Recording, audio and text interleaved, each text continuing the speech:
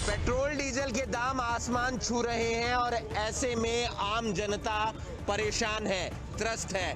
करनाल में पेट्रोल के दाम 98 रुपए 70 पैसे पहुंच चुके हैं और डीजल के दाम 90 रुपए के पार पहुंच चुके हैं। इसी के चलते कांग्रेस ने चलाया है आज हस्ताक्षर अभियान और ये तमाम लोगों के हस्ताक्षर करवाए जा रहे हैं सरकार के खिलाफ, और ताकि पेट्रोल डीजल के दामों को लेकर सरकार पर दबाव बनाया जा सके। आप देख सकते हैं कि मोदी सरकार महंगाई का प्रहार, पेट्रोल डीजल की बढ़ती कीमतों के विरोध में हस्ताक्षर अभियान, और हमारे साथ कुछ कांग्रेस के नेता मौजूद हैं। किस तरीके से ये हस्ताक्षर अभियान आप चला रहे हैं, क्या इसका एक मुख्य उद्देश्य है? पेट्रोल पंप पर जो भी आते हैं उन सभी से पूछा जा रहा है, वो सभी भारतीय जनता पार्टी की सरकार से दुखी हैं और कोस रहे हैं और ये कह रहे हैं कि मोदी ने पूरे भारत के साथ छल किया है, अच्छे दिनों के सपने दिखाकर हमारे को मरने के लिए मजबूर करती है। कोई आदमी कोई अपने रिश्तेदार की शादी में भी जाना नहीं चाहता, क्योंकि पेट्रोल में इतना ज्यादा पैसा देना पड़ता है कि सगन डालने की हिम्मत नहीं रहती। आज हम पेट्रोल पंप सेक्टर 9 पर कांग्रेस के सभी कार्यकर्ता खड़े हैं। यहाँ पर 200 से ज्यादा वकील, बिजनेसमैन,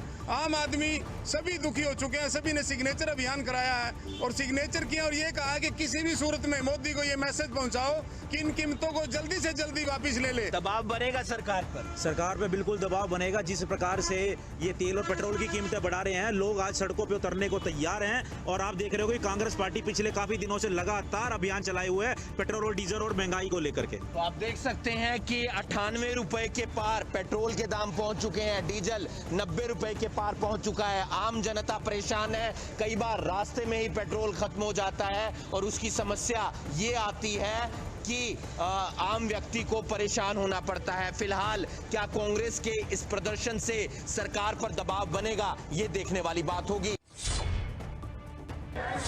महंगाई और पेट्रोल के बढ़े हुए दामों को लेकर कांग्रेस आज प्रोटेस्ट कर रही है और इस समय हम अंबाला में खड़े हैं, जहां पर आप देख सकते हैं कि जो कांग्रेस के कार्यकर्ता हैं, ये लोग जो हैं सवाल पूछ रहे हैं कि क्या पेट्रोल के दाम जो हैं वो कम हुए या नहीं हुए। और आप तस्वीरों में देख सकते हैं कि कांग्रेसी कार्यकर्ता हाथों में इस तरह के बैनर लेकर पेट्रोल पंप पर खड़े हैं और यहाँ पर ये लोग आने जाने वाले लोगों से जो है ये फॉर्म भी भरवा रहे हैं और ये पंप के ऊपर जो भी लोग तेल डलवाने आ रहे हैं ये उनके पास जा रहे हैं, उनसे जो पूछ रहे हैं कि जो ये बढ़े हुए तेल हैं, क्या आप लोग जो हैं इन बढ़े हुए तेल के जो दाम हैं उनसे संतुष्ट हैं या नहीं हैं। और ये फॉर्म मैं आपको दिखाना चाहूँगा, आप देख सकते हैं इस फॉर्म में ये लोग जो हैं उनके नाम लिखवा रहे हैं और साइन करवा रहे हैं और उनसे पूछ रहे हैं कि क्या ये सेटिस्फाइड हैं। अच्छे दिन तो मोदी जी ने दिखाए अंकल जी, अब क्या कांग्रेस के बुरे दिनों में वापस जाने ये आप क्या साइन करवा रहे हैं, क्या पूछ रहे हैं लोगों से? We are asking that they are satisfied or not with the Modi government. Modi ji ने अच्छे दिन दिखाए हैं तो हम पूछ रहे हैं कि क्या कांग्रेस के बुरे दिनों में जाने के लिए जनता खुश है या नहीं है। अच्छा, तेल के जो दाम बढ़े हुए हैं ये लोग हस्ताक्षर करवा रहे हैं, आपने भी हस्ताक्षर करवा रहे हैं, क्या आप खुश हैं तेल के बढ़े हुए दामों से? हाँ जी, नहीं। क्या कहना चाहते हो सरकार? कम होने चाहिए तेल के दाम। बिल्कुल, कांग्रेस जो है वो कहीं ना कहीं इस तरीके का प्रोटेस्ट करके लोगों से हस्ताक्षर अभियान जो है ये चलवा रही है। अंबाला में इस समय कांग्रेसी जो कार्यकर्ता हैं वो यहाँ पर जुटे हुए हैं। रोहित जैन जो कि कोषाध्यक्ष हैं वो खुद यहाँ पर हैं, उनसे बातचीत करेंगे। रोहित जी, प्रोटेस्ट जो है इस तरीके का कर रहे हैं, हस्ताक्षर अभियान जो है वो भी चलवा रहे हैं, कितना सहयोग जो है वो लोगों को मिल रहा है? आप देख सकते हैं पूरी जनता आज दुखी है इस मोदी राज से। हर आदमी अपने आप आकर इस जो हमारे प्रदर्शन का हिस्सा भी बनता है और हस्ताक्षर भी करता है। लोगों में, आम जनता में रोष है कि गैस सिलेंडर, पेट्रोल, डीजल, जो तेल है, जो सरसों का तेल है या खाद्य पदार्थ हैं, उनके रेट इतने ज़्यादा बढ़ चुके हैं, आम आदमी की जो रसोई है उसका बजट बिल्कुल बिगड़ चुका है। मैडम, आप महिला हैं, किस तरीके से लोग जो हैं इस आपका जो प्रोटेस्ट है उसमें सहयोग कर रहे हैं और क्या आप लोगों की डिमांड्स हैं? आज सुबह से ही जितने लोग भी पेट्रोल भरवाने के लिए आए हैं, सभी लोगों ने हमें सहयोग किया। सहयोग के साथ साथ वो हमारे साथ जुटकर जो है मोदी सरकार के विरुद्ध नारे लगा रहे हैं, क्योंकि सब लोग महंगाई से त्रस्त हैं, पेट्रोल डीजल के दाम बढ़ने से, जबकि इंटरनेशनल मार्केट के अंदर कच्चे तेल की कीमत कम है।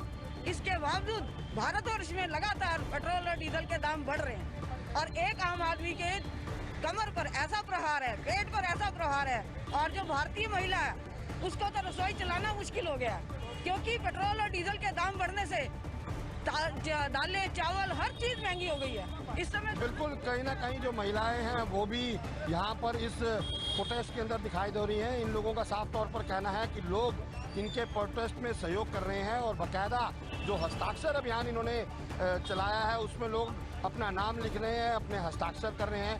देखना होगा कि कितने लोग कांग्रेस के इस प्रोटेस्ट में, उनके इस हस्ताक्षर अभियान में हस्ताक्षर करते हैं, और आने वाले समय में इस प्रोटेस्ट का कांग्रेस को क्या फायदा मिलता है। महामारी के दौर में महंगाई से हर कोई त्रस्त है, हर किसी की जेब पर जो है वो महंगाई भारी पड़ रही है। इसी को लेकर मुद्दा बनाते हुए कांग्रेस आज पूरे देश में जो पेट्रोल पंप है उन पर महंगाई को लेकर रोष जाहिर कर रही है। बताया जा रहा है कि जिस प्रकार से महंगाई बढ़ रही वो आम आदमी पर किस प्रकार से प्रभाव डालती है। आम आदमी की हित के पार्टी अपने आप को बताते हुए कांग्रेस जो है आज पेट्रोल पंपों पर पेट्रोल, डीजल व अन्य जो सामग्री है उसके जो दाम बढ़े हैं उसको लेकर विरोध प्रदर्शन किया जा रहा है। सरकार के खिलाफ नारेबाजी की जा रही है। इन कांग्रेस नेताओं से हम बात करेंगे कि आखिर महंगाई जो है वो हर सरकार में होती है, हालांकि इसमें भी है, लेकिन इस महंगाई के खिलाफ उनका जो प्रदर्शन है, उनका जो वो रोष है, वो महंगाई पर कितनी लगाम लगा पाएगा और महंगाई से किस प्रकार से आमजन को परेशानी होती है, उसी को लेकर कांग्रेस नेता जो परमजीत मड्डू है इस जो प्रदर्शन का नेतृत्व कर रहे हैं उनसे बात करते हैं। जी, क्या कहेंगे, कितनी महंगाई क्या आम आदमी पर इसका बोझ पड़ता है? देखो, जो आम आदमी के ऊपर आज के दिन डीजल, पेट्रोल, रसोई गैस के दाम इतने बढ़ चुके हैं कि गरीब आदमी क्या अमीर आदमी भी कमर टूट गई है, क्योंकि इतने डीजल जो है आज 100 का आंकड़ा पार गया, पेट्रोल जो 110 हो गया है, और जो रसोई गैस 1000 रुपए का आंकड़ा पार कर गई है। इस महंगाई से गरीब आदमी भी और आम आदमी के कमर पे बड़ा ज्यादा बोझ पड़ रहा है। उसके खिलाफ आज हम अपने हाईकमान कांग्रेस की तरफ से और हमारे प्रदेश हाईकमान की तरफ से, किरण चौधरी की तरफ से खासकर, हम आज यहाँ पर भिवानी में अपने पेट्रोल पंप के ऊपर डीजल, पेट्रोल, रसोई गैस और सरसों के तेल के दाम वापस लेने के लिए हमने आज हस्ताक्षर अभियान चलाया हुआ है। हम जो भी यहाँ तेल डलवाने के लिए आदमी आता कहीं का भी, उससे हम पूछते हैं भैया आपको अगर डीजल पेट्रोल महंगा लगता है और आपको महंगाई दिखती है तो आप हमारे हस्ताक्षर अभियान में शामिल हों और अपने हस्ताक्षर करें। हम उसकी मर्जी और स्वेच्छा से साइन कराते हैं, हम जबरदस्ती किसी से नहीं कहते, क्योंकि महंगाई सबको छूती है। सरकार कोई भी हो, कांग्रेस में भी महंगाई थी, उस टाइम जो है बीजेपी वाले आपसे भी जबरदस्त विरोध प्रदर्शन करते थे। लगता है आज आपका जो विरोध प्रदर्शन है उसका सरकार पर असर पड़ेगा, आम आदमी को महंगाई से राहत मिलेगी? देखो, हम ये कहते हैं कांग्रेस के टाइम पर कोई थोड़ी बहुत महंगाई हुई तो ये बीजेपी वाले जो लोग हैं सब अर्धनंगन होकर के, सब इवन के इक्वल स्मृति ईरानी भी, सब ये लोग अपने अर्धनंगन होकर के जो है वो प्रदर्शन करते थे। तो ये जो बीजेपी वाले जो मर्द आदमी हैं, हमने उनसे कह दिया है कि भाई अगर हमारा तेल वापस नहीं हुआ तो सारी कांग्रेस अर्धनंगन होकर के और सड़कों के ऊपर प्रदर्शन करेगी और बीजेपी सरकार को कोसेगी। अगर राहत नहीं मिली, सिर्फ राजनीतिक मुद्दा रहा, आम आदमी को कोई फायदा नहीं हुआ, तो क्या फायदा हुआ? देखो, ये राजनीतिक मुद्दा नहीं है, ये आम आदमी का मुद्दा है। राजनीति वाली बात नहीं। राजनीति की इसलिए कि हम कांग्रेस में हैं, तो हम जो प्रदर्शन कर रहे हैं तो आप लोग भी और दूसरे लोग भी ये समझते हैं कि कांग्रेस वाले कर रहे हैं। लेकिन आज आम आदमी जो किसी पार्टी से बिलोंग नहीं करता, किसी पार्टी से मदद नहीं करता, किसी के साथ नहीं रहता, वो आदमी भी आज दुखी है। जमींदार भी दुखी है, किसान दुखी है, सब कुछ दुखी है। 2 सीटर 3 व्हीलर वाला ड्राइवर है वो भी दुखी है। क्या मांग है बाप?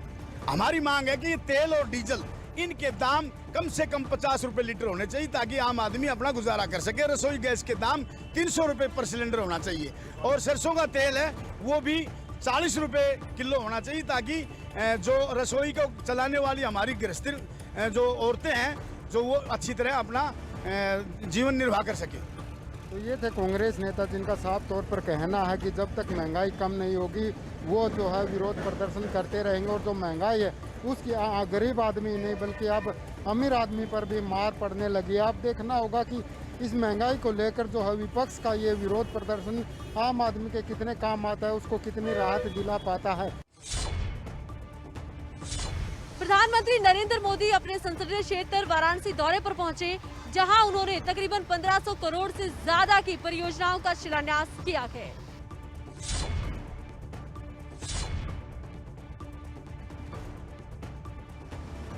प्रधानमंत्री नरेंद्र मोदी अपने संसदीय क्षेत्र वाराणसी पहुंचे। बाबतपुर एयरपोर्ट पर मुख्यमंत्री योगी आदित्यनाथ और राज्यपाल आनंदीबेन पटेल ने पीएम मोदी की अगवानी की। बाबतपुर एयरपोर्ट से सीधा पीएम मोदी बीएचयू में कार्यस्थल पर पहुंचे और प्रधानमंत्री मोदी ने बटन दबाकर 1500 करोड़ रुपए से अधिक की कई विकास परियोजनाओं का उद्घाटन और शिलान्यास कर प्रदेश के लोगों को सौगात दी। इस साल पीएम मोदी का अपने संसदीय क्षेत्र में ये पहला दौरा है और करीब 8 महीने बाद वो यहाँ पहुँचे हैं। इस मौके पर पीएम मोदी ने बीएचयू के खेल मैदान में एक जनसभा को संबोधित किया और प्रदेश के लोगों को 1500 करोड़ रुपए से अधिक की परियोजनाओं की सौगात दी। इन परियोजनाओं में बिजली, सड़क, पेयजल समेत कई प्रोजेक्ट शामिल हैं और साथ ही जापान के सहयोग से बने रुद्राक्ष कन्वेंशन सेंटर का भी उद्घाटन किया है। अब आपको बताते हैं कि रुद्राक्ष कन्वेंशन सेंटर की खासियतें क्या है। 186 करोड़ की लागत से रुद्राक्ष कन्वेंशन सेंटर को तैयार किया गया है। शिवलिंग के आकार की छत है। 108 रुद्राक्ष लगाए गए हैं। 2 मंजिला केंद्र सिगरा क्षेत्र में 2.87 हेक्टेयर जमीन पर बनाया गया है। रुद्राक्ष कन्वेंशन सेंटर में करीब 1200 लोगों के बैठने की व्यवस्था है। रुद्राक्ष प्राचीन शहर काशी की सांस्कृतिक समृद्धि की झलक प्रस्तुत करता है। अंतर्राष्ट्रीय सम्मेलन, प्रदर्शनी, संगीत समारोह और अन्य कार्यक्रम यहाँ पर हो पाएंगे। रुद्राक्ष कन्वेंशन सेंटर गलियारे को अलग अलग तरह की पेंटिंग से सजाया गया है। वाराणसी को भगवान शिव का शहर माने जाने की वजह से VICCC का नाम रुद्राक्ष रखा गया। तो वहीं इस मौके पर पीएम मोदी ने कहा कि आज उत्तर प्रदेश पूरे देश में कोरोना की सबसे ज्यादा टेस्टिंग करने वाला राज्य है। आज उत्तर प्रदेश पूरे देश में सबसे ज्यादा वैक्सीनेशन करने वाला राज्य है। साफ सफाई और स्वास्थ्य से जुड़ा हुआ जो इंफ्रास्ट्रक्चर यूपी में तैयार हुआ है, आज यूपी में गांव के स्वास्थ्य केंद्र हो, मेडिकल केंद्र हो या फिर एम्स हो, इंफ्रास्ट्रक्चर में हर कहीं सुधार नजर आ रहा है। यूपी के यशस्वी, ऊर्जावान और कर्मठ मुख्यमंत्री श्रीमान योगी आदित्यनाथ जी, यूपी सरकार के मंत्रीगण, विधायकगण और बनारस के मेरे भाई और बहनों,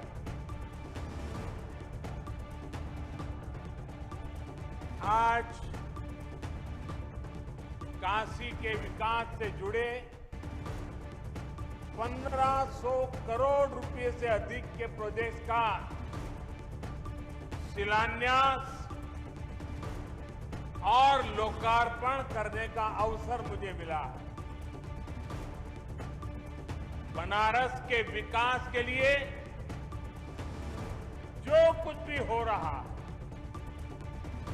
वो सब कुछ महादेव के आशीर्वाद और बनारस की जनता के प्रयास से ही जारी है। इस मौके पर सीएम योगी आदित्यनाथ ने कहा कि पीएम मोदी के मार्गदर्शन में काशी को नई पहचान मिली है। नई काशी दुनिया के लिए आज एक मॉडल बनी है। काशी ने देश और दुनिया के सामने अपनी जो नई पहचान बनाई है,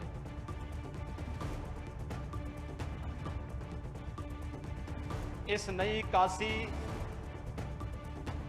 जो अपनी आध्यात्मिक और सांस्कृतिक विरासत को संरक्षित करते हुए विकास की नित नई ऊंचाइयों को छू रहा है, वह नई काशी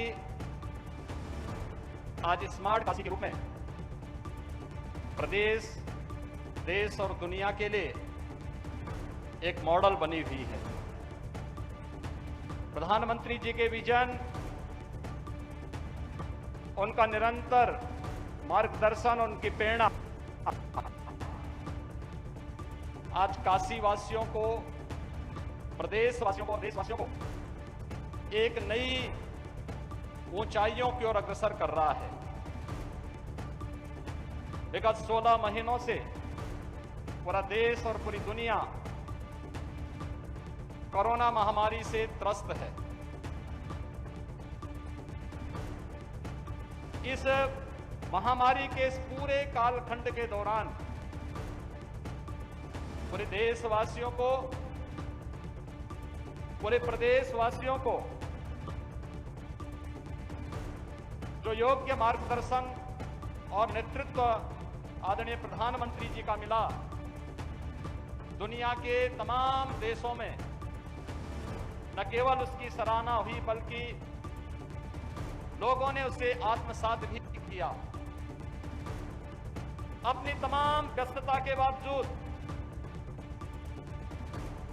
महामारी के इस कालखंड में काशी वासियों के साथ निरंतर संवाद, काशी की निरंतर चिंता और काशी के विकास के इन सभी कार्यक्रमों को आगे बढ़ाने के लिए निरंतर प्रेरणा और मार्गदर्शन। प्रधानमंत्री मोदी ने अपने इस दौरे के दौरान करोड़ों की सौगात वाराणसी के लोगों को दी है, तो वहीं प्रधानमंत्री के इस दौरे को 2022 में होने वाले विधानसभा चुनाव की तैयारियों के तौर पर भी देखा जा रहा है। मॉनसून की बरसात शुरू हो गई हैं और अपने साथ तमाम वो मुसीबतें लेकर आई हैं जिनकी सुध लेने वाला कोई नहीं है। कैथल से भी कुछ ऐसी ही तस्वीरें सामने आई हैं। आ गई बरसात, प्रशासन के दावों पर बिखर गया पानी।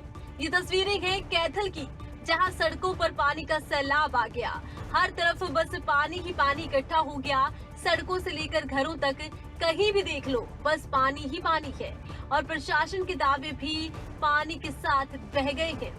लोगों को परेशानी हो रही है, लेकिन इन लोगों की सुध लेने वाला कोई नहीं है। चलिए अब आपको कैथल की कुछ और तस्वीरें दिखाते हैं कि किस तरीके से बरसात ने प्रशासन के दावों की पोल खोल कर रख दी है। बरसात आने पर पानी की निकासी ठीक तरीके से होगी, सड़कों पर पानी बिल्कुल भी इकट्ठा नहीं होगा, ये वो दावे हैं जो प्रशासन की तरफ से किए गए थे। उन दावों की कैसे पोल खुल गई है, ये तस्वीरें बताने के लिए काफी है। ये तस्वीरें भगत सिंह चौक की है, जहां पानी इस कदर भर गया कि लोगों की दुकानों में भी पानी घुस गया। बाइक से लेकर कार तक के टायर सब कुछ जलमग्न हो गया। चलिए अब आपको कैथल की उस जगह की तस्वीर दिखाते हैं जहां बड़े बड़े प्रशासनिक अधिकारी रहते हैं। वो अधिकारी जिनके हाथ में जिले की कमान होती है, वहां पर भी किस तरह से पानी भरा हुआ है। जिला सचिवालय में लोगों को आने जाने में परेशानी हो रही है। अब कैथल शहर का हाल तो आपने देख ही लिया। चलिए अब आपको एक बार कैथल के आसपास के गांव की तस्वीरें भी दिखाते हैं। ये तस्वीरें हैं गांव पाई की, जहां पानी इस कदर भर गया कि लोगों के मकानों में पानी घुस गया, घरों का सामान पानी में बह गया। ऐसे में सवाल ये उठता है कि प्रशासन मॉनसून आने से पहले पानी की निकासी की तैयारियां पूरी करके क्यों नहीं रखता है और आखिरकार वो अपनी जिम्मेवारी क्यों नहीं समझता।